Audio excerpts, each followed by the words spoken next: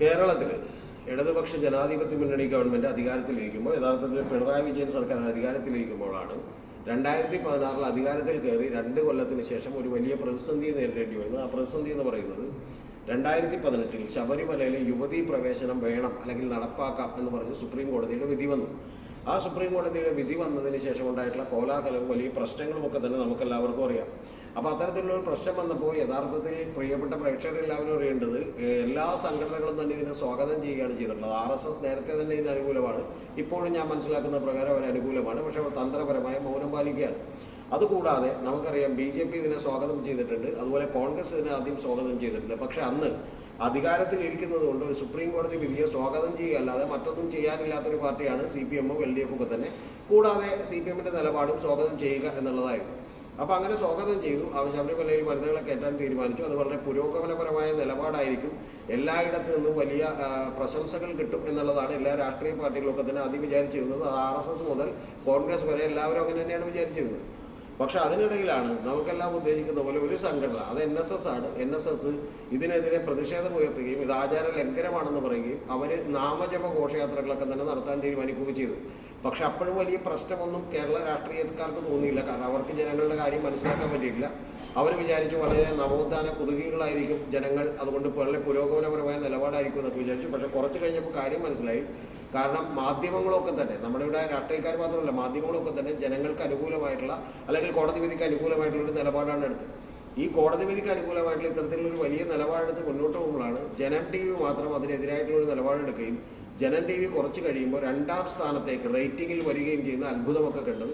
അതിൻ്റെ തൊട്ടടുത്ത ദിവസം മുതൽ ആളുകൾ കണ്ടില്ലെങ്കിൽ ഇതുകൊണ്ട് കാര്യമില്ലല്ലോ എന്ന് മനസ്സിലാക്കുന്ന മാധ്യമങ്ങൾ ഒറ്റച്ചാട്ടത്തിന് മറുകണ്ഠം ചാടി അവർ ഈ പറയുന്ന പോലെ ഇതൊന്നും മയപ്പെടുത്തി.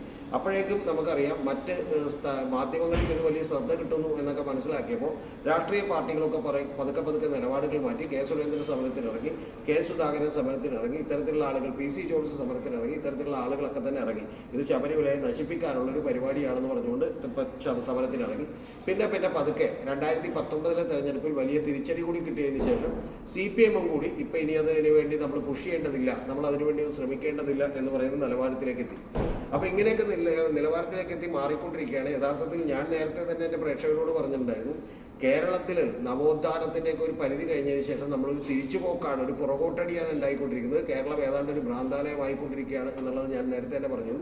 അപ്പോൾ അത്തരത്തിൽ പറഞ്ഞിട്ടുള്ള കാര്യങ്ങളൊക്കെ തന്നെ സംഭവിക്കുന്നൊരു കാര്യമാണ് കണ്ടത്. ഞാനതിനെ വളരെ കൃത്യമായി സൂക്ഷ്മമായി നോക്കുമ്പോൾ അമ്പലം, പള്ളി, മസ്ജിദ് ഇവയുമായി ബന്ധപ്പെട്ടുള്ള കാര്യങ്ങളൊക്കെ വലിയ വാർത്തകളിൽ ഇടം പിടിക്കുകയും, പൊങ്കാല വലിയ വാർത്തയാവുകയും, ശബരിമല വലിയ വാർത്തയാവുകയും, തൃശ്ശൂർ പൂരം വലിയ വാർത്തയാവുകയും ചെയ്യും. അത് കാണാൻ ആളുകളുണ്ടാകുകയും ചെയ്യുന്ന ഒരു പ്രത്യേക കൾച്ചറൽ, ഒരു ഇവല്യൂഷൻ, ഒരു പരിണാമം ഇവിടെ സംഭവിക്കുന്നുണ്ട് എന്നുള്ളത് നമുക്ക് മനസ്സിലായി.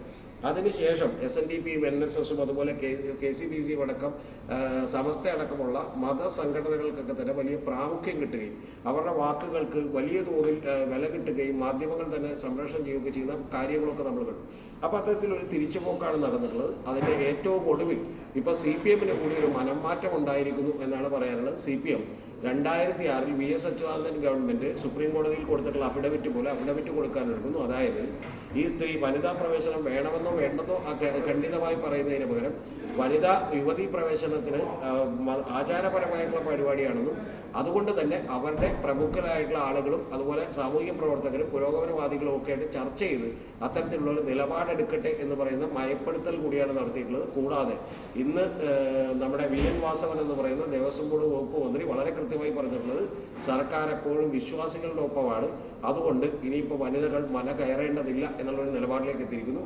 ഞാൻ ഒരു മാസം മുമ്പ് ക്രൈം ഓൺലൈനിൽ കൊടുത്തിട്ടുള്ള ഇൻ്റർവ്യൂവിൽ ഞാൻ വളരെ കൃത്യമായി പറഞ്ഞിരുന്നു, ഒരു കാരണവശാലും ഇത്തരത്തിലുള്ള നിലപാടല്ലാതെ CPMന് ഇപ്പോൾ എടുക്കാൻ കഴിയില്ല. കാരണം കേരളത്തിൻ്റെ മൊത്തം പരിസ്ഥിതി അതാണ്.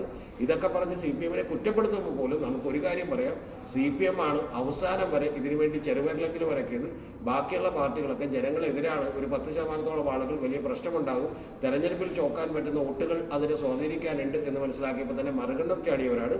ആ ചാട്ടത്തിലേക്ക് ഏറ്റവും ഒടുവിൽ CPM കൂടി എത്തിച്ചേർന്നിരിക്കുന്നു എന്നുള്ളതാണ്. എത്ര ഡെക്കറേഷൻ ഇട്ട് പറഞ്ഞാലും ഇതിൻ്റെ വാസ്തവം എന്നുള്ളതാണ് എനിക്ക് എൻ്റെ പ്രേക്ഷകരോട് പറയാനുള്ളത്.